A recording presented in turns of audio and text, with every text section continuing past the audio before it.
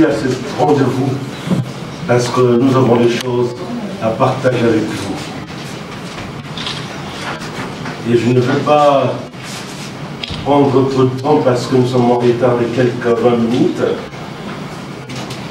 Mais nous vous appelons à suivre attentivement ce que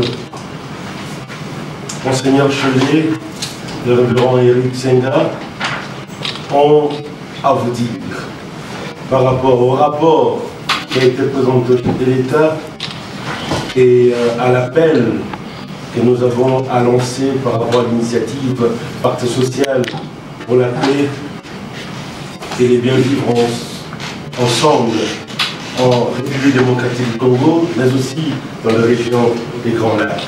Mais comme nous sommes l'Église, nous voulons commencer par une prière qui sera dite par Abbé Georges. Et après cela, le pasteur va prendre la parole, suivi par Monseigneur de la CHE. Les faits à distinguer de la responsabilité de nos institutions, c'est-à-dire nous vous rendons les faits de cette tournée qui a eu lieu au niveau national et international. Ce rapport d'information a 4 parties. La première, elle est introductive. Elle va nous présenter les contextes, les objectifs, la méthodologie, la composition. C'est vrai que je vais les résumer, on ne pourra pas lire in extenso. La deuxième partie est consacrée au déroulement, le déroulement de ces consultations. Dans ces déroulements, nous avons une partie qui a été effectuée localement, donc sur le plan national. Il y a une autre partie sur le plan régional et une partie sur le plan international. La troisième partie du rapport présente les enjeux et défis par rapport à ce qui a été réalisé jusqu'à cette étape, et la dernière partie, c'est la conclusion. Immédiatement après, mon collègue prendra parole pour nous présenter l'appel, ce qui constitue les étapes suivantes de l'initiative, et la parole sera remise à la modération, certainement pour des échanges. Puisque nous commençons par la partie introductive, comme je l'ai dit, j'essaie d'insister ici sur le contexte qui est le premier point. Dans quel contexte cette initiative a été conçue, pensée, structurée et opérationnalisée? Nous disons que le pacte social en question, comme vous le connaissez, pour la paix et les bien vivre en République démocratique du Congo et dans la région des Grands Lacs, est une initiative portée par nos 2 institutions, donc la SENCO et l'ECC. Cette initiative s'inscrit clairement dans le cadre des missions prophétiques et pastorales prônées par nos 2 institutions ecclésiastiques. Et cela vise à promouvoir la paix durable et le bien vivre ensemble. Le premier élément ici, dans les contextes, c'est d'insister sur le fait que l'origine de cette initiative, ce sont nos missions pastorales et prophétiques, ce qui lui donne tout le caractère d'autonomie et de sa souveraineté dans le sens de légitimité, pardon, dans le sens où c'est une initiative qui n'est née pas de la volonté des hommes, mais qui rentre dans notre mission traditionnelle.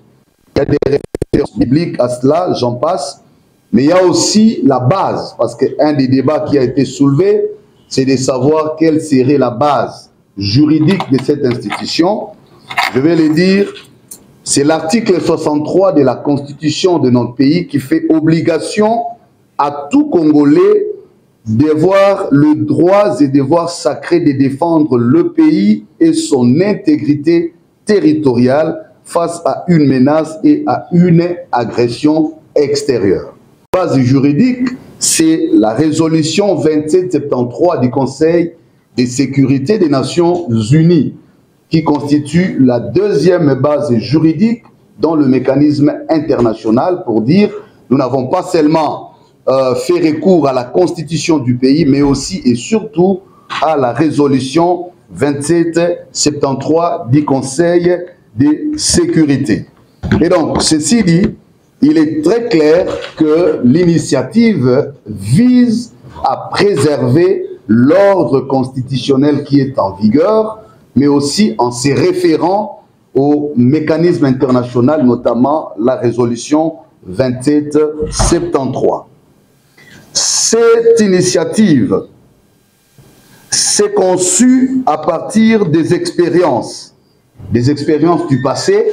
Nous avons procédé à une lecture qui part des années 60 jusqu'à aujourd'hui. Donc, vous avez suivi par moments les débats à un certain niveau dans l'opinion où les gens disaient l'initiative est conçue pour telle ou telle motivation. Nous vous expliquons aujourd'hui pour dire l'approche qui a été utilisée, c'est que d'un côté, nous reculons les années de notre histoire ou du passé commun pour tirer des expériences, mais en même temps, nous projetons dans une perspective jusqu'en 2060 pour dire que deviendraient les Congos jusqu'en 2060. Alors, à la lumière de toutes ces expériences, le pacte veut se concrétiser dans une approche mixte. C'est-à-dire, je reviendrai à la méthodologie. Quels sont les objectifs de cette initiative? L'initiative a 3 objectifs majeurs, à court, moyen et long terme.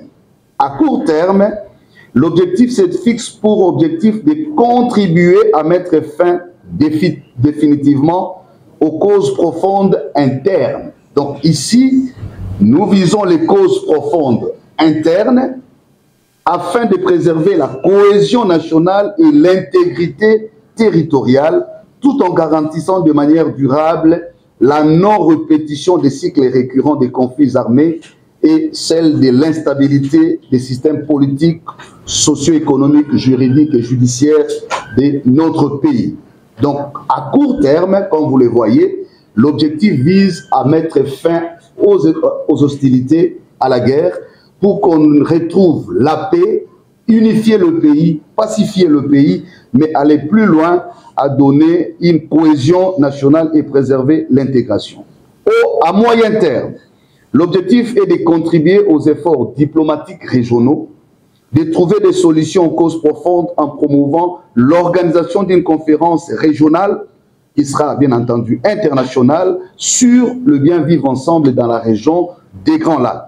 Et ce sous les auspices de l'Union africaine et d'autres organisations internationales. Donc cette démarche vise à établir les fondements d'une coopération régionale véritable et conforme aux principes internationaux, assurant ainsi la stabilité durable dans la région. À moyen terme, comme je l'ai dit, c'est justement contribuer à la consolidation et au vivre ensemble. Et à long terme, c'est voir comment lancer les actions du vivre ensemble à la base. Il y a un projet ambitieux qui est en train d'être élaboré sur l'éducation à la paix.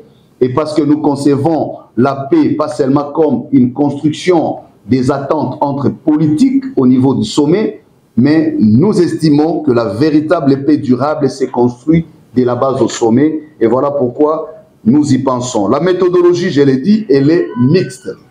Il y a une approche purement réflexive et une approche pragmatique. Au niveau réflexif, c'est cela aussi la valeur ajoutée de l'initiative.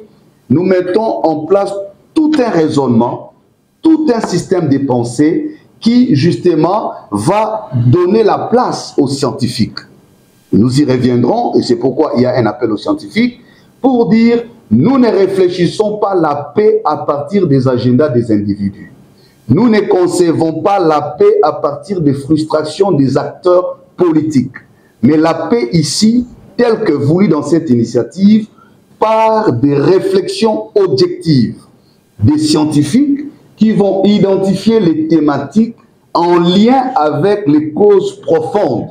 Parce que si nous disons qu'il y a des causes profondes, il faudrait les identifier. Et si nous les identifions, nous les résolvons à partir d'une approche rationnelle et objective. C'est là que nous mettons à contribution l'intelligentsia congolaise, c'est-à-dire le cerveau collectif, pour qu'enfin on donne un éclairage aux avis politiques qui souvent débouchent sur des ambitions et des agendas individuels. La composition, ça je peux m'en passer, ce sont les 2 institutions qui ont piloté jusqu'à cette étape, cette initiative. La deuxième étape, les déroulements. Les déroulements de ces consultations, nous l'avons commencé au niveau national. Au niveau national, nous avons eu 3 caractéristiques, je dirais même 4. Nous avons eu d'abord les institutions du pays, commençant par la première institution, le président de la République, chef de l'État. Après lui, nous avons vu les 2 présidents de 2 chambres du Parlement, la basse et la haute. Après le niveau institutionnel, nous avons vu des acteurs de l'opposition et de la majorité, ainsi que la société civile dans toute sa variété. Et après cela, nous avons vu les acteurs politiques armés, ceux qui sont à Goma. Ça, c'est le niveau national. Qu'est-ce qu'il en ressort de nos discussions? On commence tour à tour avec le chef de l'État. Lorsque nous avons vu le chef de l'État dans ces discussions, nous sommes le 3 février 2025, les représentants de ces 2 églises, en tout cas à leur demande, pour dire que cette audience a été sollicitée par nous, en vue de présenter et proposer l'initiative du pacte social au chef de l'État. L'entretien a permis un échange de vues constructif sur la situation sécuritaire, politique et diplomatique préoccupante, particulièrement après la prise de la ville de Goma. Les discussions ont abordé les dimensions internes, régionales et internationales de la crise, ainsi que la place et la valeur ajoutée de l'initiative ecclésiastique dans les contextes globaux. L'accent a été mis sur la nécessité de renforcer l'unité nationale et la cohésion sociale considérée comme les fondements essentiels de toute solution durable. L'approche inclusive et complémentaire aux processus régionaux en cours a été jugée pertinente, de même que la contribution potentielle de cette initiative. À l'issue de cette rencontre avec le chef de l'État qui avait accordé une attention soutenue à la présentation des 2 églises, avait apprécié l'initiative jusqu'à la qualifier de louable et nécessaire au regard du contexte qui est le nôtre. Je rappelle ici, nous l'avons vu le 3 février, figurez-vous, c'est après la chute de la ville de Goma, Goma qui est tombée le 26 janvier, et donc vous voyez dans quel état nous étions. Le 15 décembre, il y a eu échec de la rencontre entre le président Kagame et le président Tshisekedi à Luanda, et donc c'est tous les contours du contexte qui a fait que l'initiative, à juste titre, soit appréciée. Après cela, nous avons vu les 2 présidents de 2 chambres. À leur tour, ils ont apprécié l'initiative en formulant quelques recommandations. Mais le résumé de ces 2 entretiens, tour à tour, tournait également sur la nécessité de consolider la cohésion nationale. Nous pouvons ici tirer comme conclusion de ces échanges avec les niveaux institutionnels l'intérêt que nous avons tous accordé de consolider la cohésion nationale et de préserver l'intégrité territoriale. Et logiquement, tous ces acteurs ont estimé que l'approche proposée par les églises pouvait mieux contribuer à l'atteinte de ces résultats. Au niveau des acteurs politiques, nous avons, comme je l'ai dit, consulté les acteurs de l'Union sacrée, que nous n'avons pas voulu nommer ici, mais il y a des acteurs au niveau des chefs de partis politiques, au niveau des députés et des sénateurs, au niveau même des gouverneurs et des autres députés provinciaux qui ont été consultés pour le camp de la majorité.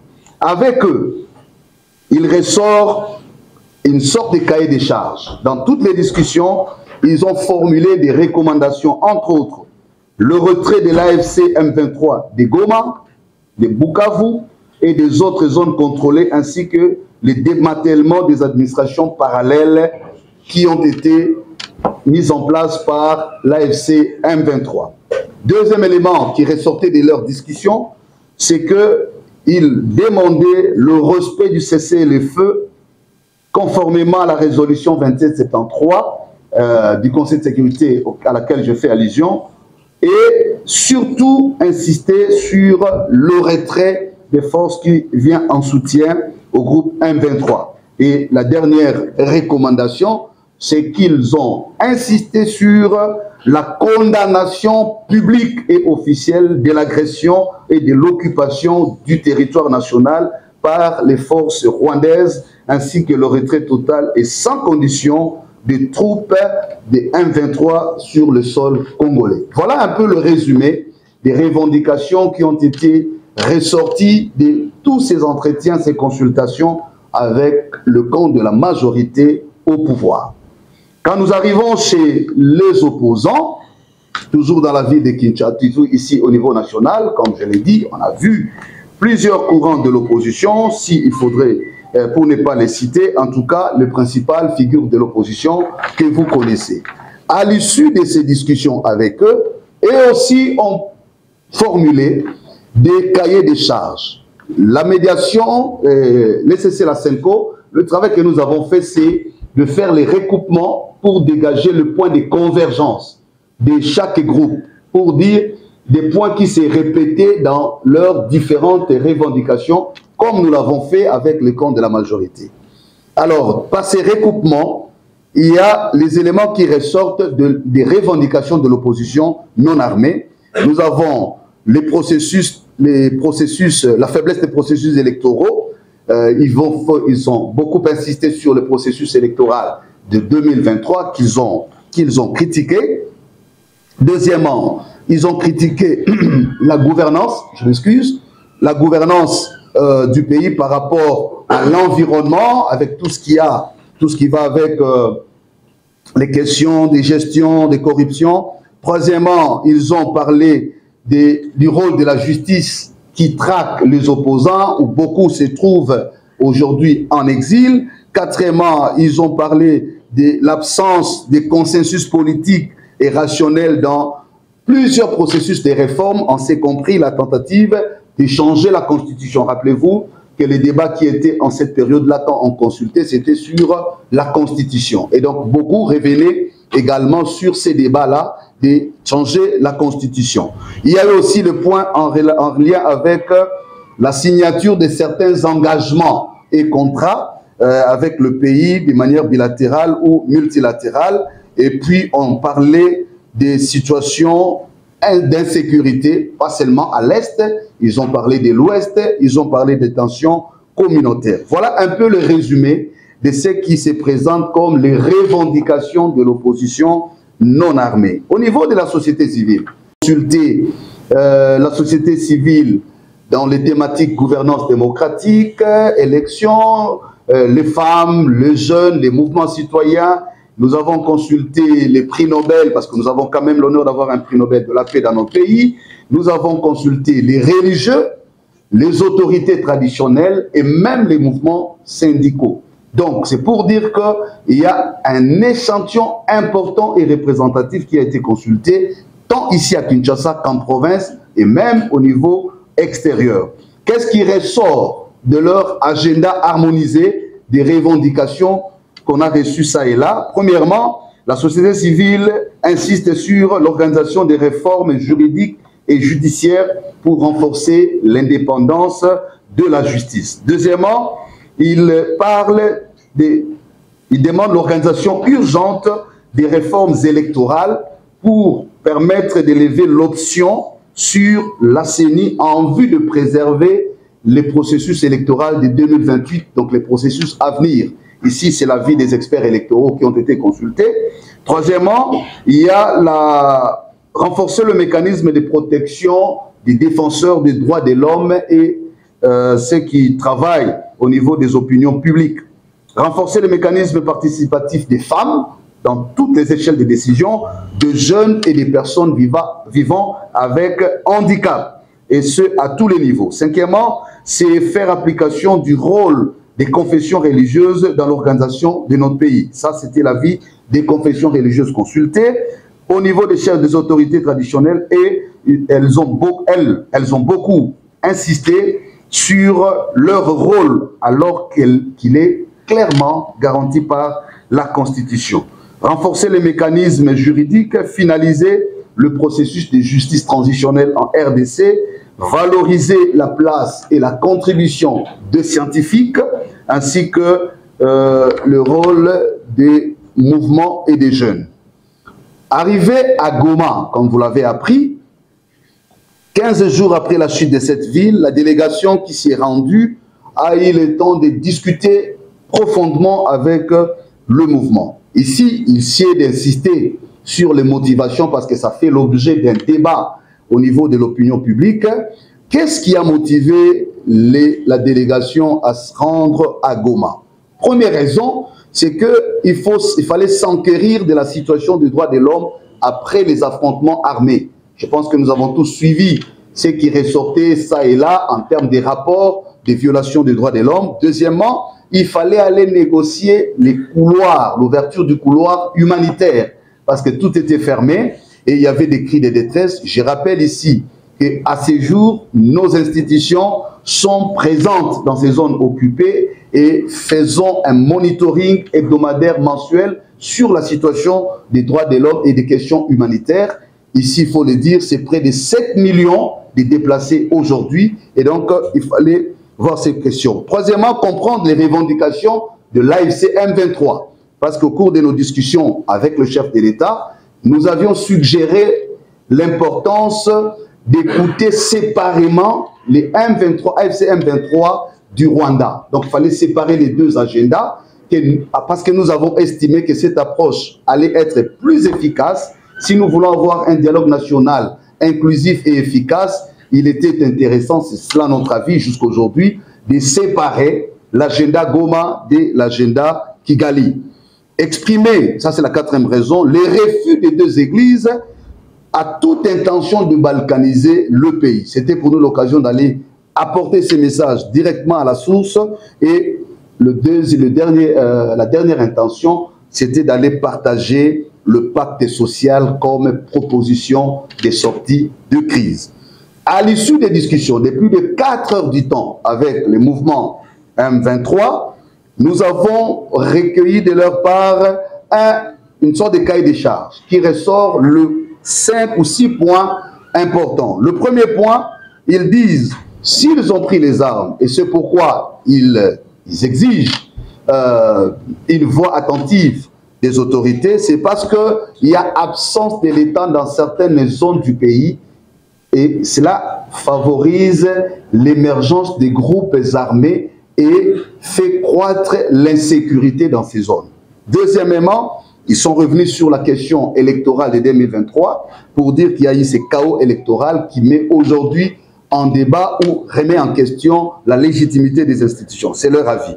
Troisièmement, ils ont parlé des questions de gouvernance en insistant sur tout ce qui est détournement, corruption. Quatrièmement, ils ont parlé des questions de justice qu'ils appelaient ou qui qualifient la traque des opposants et des autres voix, et surtout cette affaire de mettre à prix la tête de certains individus. Ils y sont revenus, et la tentative de changer la Constitution. Ils disent ils agissaient sur fond de l'article 64 pour préserver l'ordre constitutionnel. Et la dernière question, c'est la question identitaire et la reconnaissance de leurs recommandations ou revendications qualifiées d'existentielles. Ils clôturaient leur présentation en disant leur combat était un combat existentiel. Ils mettent cette lutte pour exister parce que de part et d'autre, ils sont comme des apatrides, ils sont comme une communauté ignorée et donc ils recourent à ces forces. Ce sont les avis qu'ils ont donnés. Donc là, nous clôturons l'étape nationale comme je l'ai présenté, Kinshasa jusqu'à Goma, avec les acteurs non armés et armés. La deuxième étape a été l'étape régionale. Là, la délégation a tour à tour rencontré différents chefs d'État. Je ne sais pas rentrer dans le détail des entretiens avec les chefs d'État, mais ici, je voudrais juste rappeler en passant que nous avons vu successivement le président du Rwanda, le président du Kenya, le président du Congo-Brazzaville, le président de l'Ouganda, le président de l'Angola. Chaque président nous accordait des audiences allant de 3 heures et plus, ça dépendait du contexte, mais ce qui converge ici, après les discussions avec ces chefs d'État, c'est le fait d'apprécier d'abord l'initiative des religieux. Et ils ont dit, en tout cas, chacun sait qui les concerne, le mérite qu'il fallait accorder à cette initiative du fait qu'elle a non seulement eu l'idée de réfléchir au-delà des frontières, comme je l'ai dit, l'approche est à la fois sur le plan national et régional. Tous ces chefs d'État ont dit, vous avez compris, non seulement les conséquences de la crise, mais aussi les causes profondes extérieures à la crise.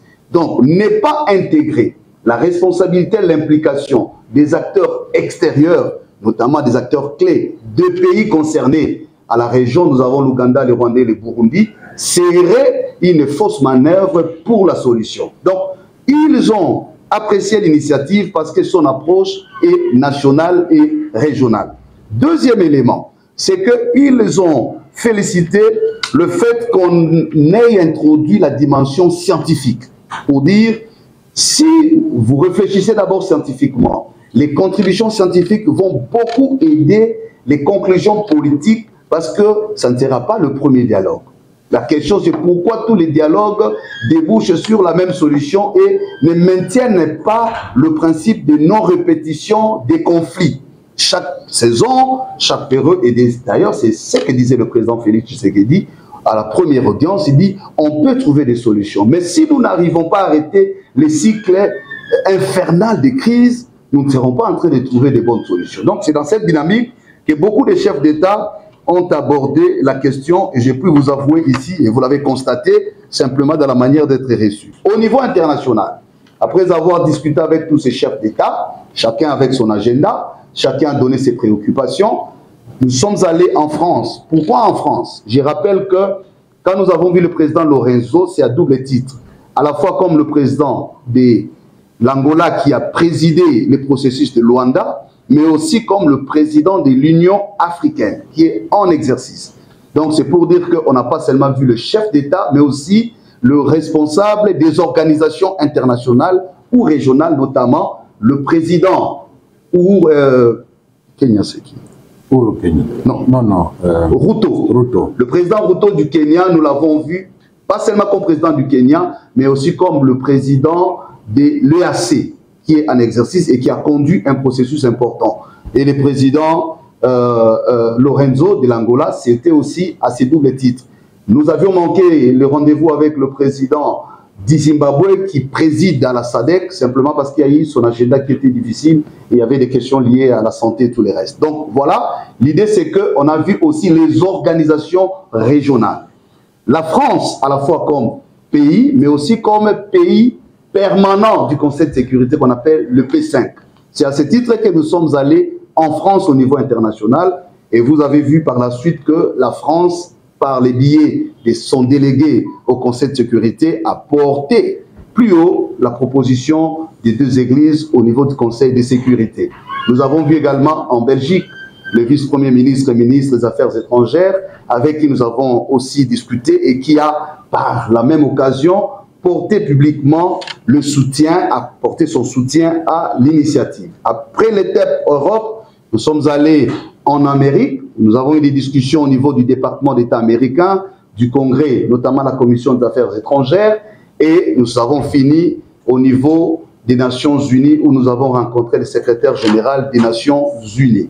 Toutes les discussions à ces niveaux ont convergé dans la même direction. Ce que nous pouvons ici conclure au niveau de ces étapes, c'est que nous avons réussi à faire comprendre à l'opinion nationale et internationale la nécessité d'inclure le dialogue national dans le processus de paix en cours. L'idée n'était pas de se substituer à un processus régional ou à se confronter. L'idée était de poser des passerelles de collaboration et de complémentarité parce que tous les processus menés au niveau de la région, que ce soit initialement Nairobi ou le processus de Luanda, les deux processus s'est limité sur les tensions au niveau de la région. La preuve, vous verrez que Nairobi s'est beaucoup apaisanti sur les groupes armés d'un côté, comment pacifier, et Luanda est venu beaucoup plus atténuer la tension entre le Rwanda et la RDC. Il y a eu ce qu'il y a eu. Aujourd'hui, nous saluons l'accord qui a été signé parce que, peut-être qu'on y reviendra, il est venu en fait concrétiser un pas important par rapport à ces efforts au niveau de la région. Mais nous, l'idée c'était qu'on dise, écoutez, les conflits certainement partent de la région ou est alimenté au niveau de la région, mais il y a des interactions avec la situation interne. Dans les revendications, que nous avons reçus, que ce soit des groupes armés ou des acteurs non armés, il y a beaucoup de liens intrinsèques en termes de revendications. L'idée, c'est de dire, pourquoi chercher des solutions dans une approche fragmentée? On va chercher la solution avec un groupe d'un côté, et puis on va chercher avec un autre de l'autre côté. Notre proposition, c'est de dire, il serait important de mettre dans une approche holistique par des acteurs multiples une dynamique qui pourra contribuer à trouver des solutions tant au niveau national que régional. Et c'est ce qui a été fait. L'attention aujourd'hui, vous avez compris que jusqu'au niveau international, on parle positivement de cette initiative. Et donc, j'ai conclu pour dire les enjeux qui nous restent aujourd'hui et ce que nous avons constaté à l'issue de ces consultations, c'est le fait que le pacte ou cette initiative n'est pas bien comprise. Il y a un défi de communication, nous l'avons avoué. On n'a pas peut-être beaucoup se communiquer, peut-être c'est là où vous nous aiderez en tant que professionnels. Et nous voulons insister que cette initiative n'a pas vocation de créer la polémique. C'est une initiative pastorale et prophétique. Les objectifs sont clairs. Elle n'est pas là pour faire concurrence à d'autres initiatives. C'est une contribution des églises. Encore que nous insistons être les faiseurs de paix. Nous voulons nous exhorter parce que c'est le défi qu'il y a là. Nous avons l'impression qu'à chaque fois que nous communiquons ou les autres communiquent, on veut prendre des bouts de phrases, des accidents de langage pour dénaturaliser et même mettre en péril une initiative qui aujourd'hui s'avère comme voie royale des solutions à notre pays. L'appel ici des pères spirituels, c'est de nous interpeller tous à un engagement collectif pour comprendre que l'enjeu aujourd'hui, ce ne sont pas les individus. L'enjeu, ce n'est pas laisser la Senco. L'enjeu, c'est que nous sommes face à une crise politique, diplomatique et sécuritaire. Pour résoudre cette affaire, il nous faut une vue assez globale et avoir un engagement collectif. J'ai dit et je vous remercie. J'espère. Et il est maintenant question de lancer l'appel à l'intelligentsia, donc aux experts par rapport aux thématiques relevées liées aux causes profondes de la crise. Mais avant cela, je vais juste donner quelques éléments de thèmes de référence de ces réflexions scientifiques pour que vous compreniez davantage de quoi il est question. L'objectif général des ateliers scientifiques que nous projetons, c'est de donner la contribution, d'offrir la contribution des sacrifices, plutôt des scientifiques, des experts, qui pourront servir de boussole stratégique pour la transformation intégrale de la République démocratique du Congo. Donc, les scientifiques proposeraient aux autorités publiques, communautaires, acteurs du développement, un cadre de gouvernance par rapport aux thématiques relevées qui pourrait guider ceux-là dans leur ministère social. Donc, il ne s'agit pas d'imposer à l'État ce qu'il doit faire, d'imposer à qui que ce soit ce qu'il doit faire, mais c'est un cadre stratégique. Et l'avantage, c'est que ça pourra inspirer tous les politiciens, les acteurs politiques, quelle que soit la philosophie politique. Vous savez, ceux qui sont dans les entreprises, ils savent l'importance du plan stratégique dans une organisation. Mais ce plan stratégique s'élabore facilement s'il y a déjà un cadre stratégique. C'est à cela que nous voulons arriver par rapport à la gouvernance du pays. Donc, ça ne va pas déranger la gouvernance, mais bien au contraire. Juste un exemple, si vous êtes vraiment des journalistes professionnels, vous devriez être intéressés du contenu des programmes des partis politiques lors des campagnes électorales. À quoi nous assistons? Généralement, ça devient des attaques des opposants plutôt que de proposer à la nation un programme costaud. Voilà, si je suis élu, voilà, dans le détail. Alors, ça devient maintenant de promesses. Donc là, les scientifiques contribueraient avec leur lumière pour que nos partis politiques puissent s'en inspirer, avoir des programmes d'action solides et bénéfiques pour le pays. Aussi dans la même perspective, dans chaque secteur, on pourrait déjà, comme l'a dit le révérend Eric, donc les réflexions sont orientées pour arriver à proposer ce que pourrait être la RDC dans les meilleures conditions jusqu'en 2060. Donc ça concernera aussi ceux qui viendraient après le pouvoir actuel. Donc là, je veux bien insister parce qu'il y a eu manipulation de l'idée. Ce n'est pas pour celui qui vient après le président Félix, à moins qu'on dise qu'il va vivre jusqu'en 2060. Là, je concède. Alors, pour cela, le secrétariat technique a proposé de commissions thématiques, mais alors ça c'est sous réserve des amendements des parties prenantes, parce que la facilitation, la médiation ne doit pas imposer aux parties prenantes. Bien sûr, c'est une initiative des deux églises, mais nous voulons proposer ces thématiques qui pourraient éventuellement être enrichies et amendées par les parties prenantes. C'est très important. Il s'agit de la commission Défense nationale et sécurité régionale, commission politique institutionnelle et diplomatique, commission cohésion nationale et bonne entente intercommunautaire, commission justice et paix, commission vivre ensemble transfrontalier. Donc, c'est à titre indicatif, au fait, les scientifiques qui vont réfléchir pourront aussi amener leur input pour améliorer davantage.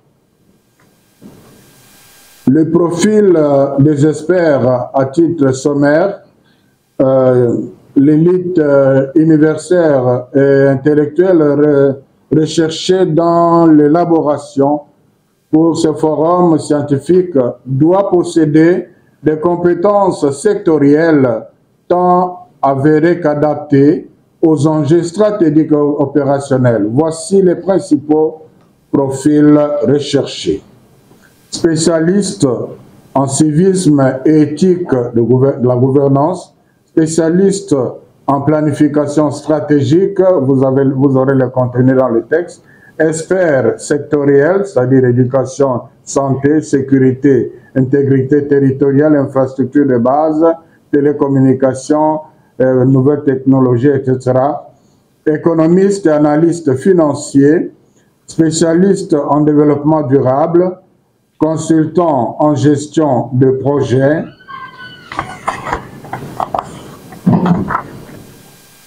et la durée de la mission et des modalités de coordination, la mission initiale de 2 à 5 semaines, donc qu'on leur propose pour qu'ils puissent réfléchir à la lumière de ces éléments et un travail de tri sera fait.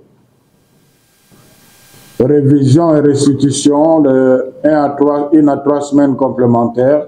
Travail sur la supervision du secrétariat technique du pacte social, appui méthodologique et logistique de la cellule d'appui technique. Donc, il s'agit ici de tout le travail d'accompagnement et de coordination parce que ces scientifiques sont de plusieurs écoles, de plusieurs tendances. Donc, il faudra quand même une cellule qui devra filtrer tout ça par rapport à l'objectif visé. Alors, je passe directement à l'appel.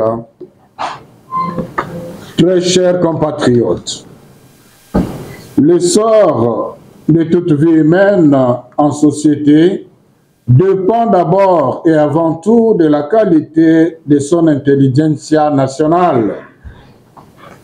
Qu'il s'agisse de rationaliser les actes publics ou d'ennoblir aussi bien l'agir politique que nos tâches quotidiennes. Qu'il s'agisse de renforcer la conscience civique ou de répandre les vertus morales et sociales de la bonne citoyenneté. qu'il s'agisse de faire face à l'impératif du perfectionnement incessant des intelligences amélioratives des conditions matérielles de vie dans le pays. Sans l'implication dynamique et décisive de cette couche sociale primaire qu'on appelle intelligentsia nationale, point de salut pour tout destin national.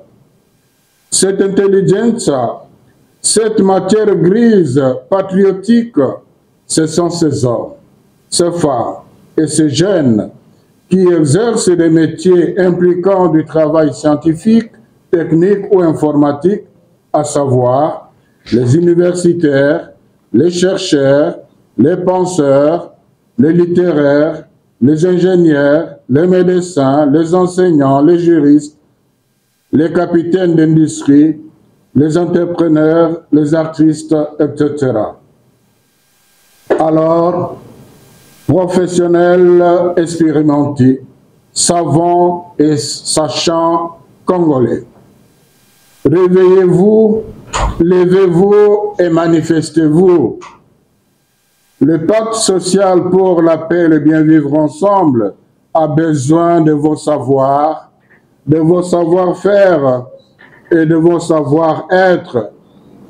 Vos deux églises, la SENCO et l'ECC, vous prient d'envoyer vos contributions scientifiques et techniques en prévision de la tenue des ateliers citoyens de la nation, où il sera question de concevoir, élaborer et fournir des feuilles de route stratégiques et pratiques du redressement intégral accéléré de notre pays.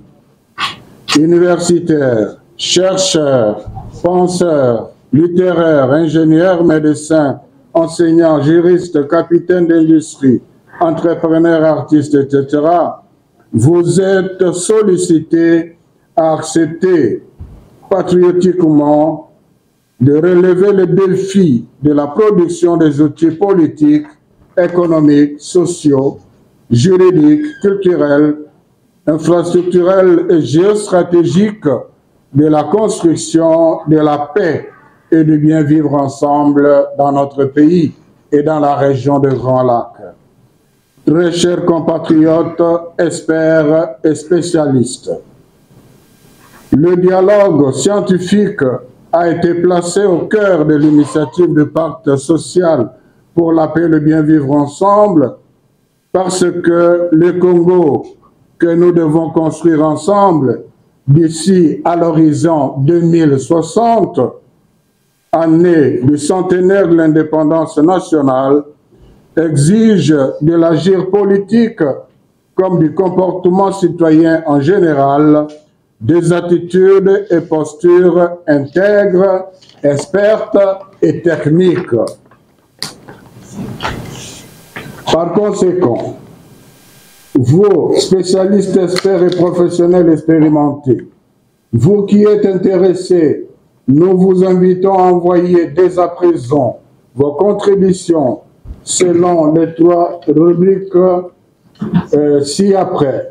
Les causes profondes de la crise identifiées, d'une part, d'autre part, les solutions concrètes pour sortir de la dite crise sous forme de recommandations ou orientations claires, pratiques et pragmatiques et holistiques adaptées à chaque secteur, à chaque territoire, à chaque province, et enfin, un calendrier précis de mise en œuvre des solutions, des recommandations ou des orientations préconisées. Voilà pourquoi il paraît nécessaire que ces contributions citoyennes stratégiques soient accompagnées par quelques éléments d'identité scientifique de chaque expert ou spécialiste contributeur. Il s'agit notamment d'un bref curriculum vitae, d'une déclaration motivée spécifiant ou décrivant votre champ d'expertise et de spécialisation ou encore votre domaine de recherche, d'un mot attestant votre volonté de figurer dans l'annuaire des spécialistes et experts congolais que cette initiative compte rendre publique après les travaux des ateliers citoyens de la nation. Tout document justifiant des années d'expérience dans le champ d'expertise ou de spécialisation et facultativement toute publication scientifique inhérente à votre champ d'expertise ou de spécialisation. Chers compatriotes, experts spécialistes au pays comme à l'étranger, au travers de cette étape de renaissance intellectuelle nationale de l'initiative Pacte social, la Conférence épiscopale nationale du Congo et l'Église du Christ au Congo demandent à l'Éternel de donner à chacun et à chacune de vous la force d'offrir à notre nation symétrie un moment de valorisation des savoirs, des sachants et des savants de notre patrie, la République démocratique du Congo. Mieux encore, une ultime opportunité de résilience intellectuelle collective radicale pour un tournant politique, économique, social, culturel et civique historique. Experts et spécialistes, professionnels et entrepreneurs expérimentés, universitaires et chercheurs, penseurs et ingénieurs, travaillons tous et toutes méthodiquement et résolument au salut du Congo, notre patrie. Envoyez patriotiquement vos contributions, inscrivez-vous, contactez-nous.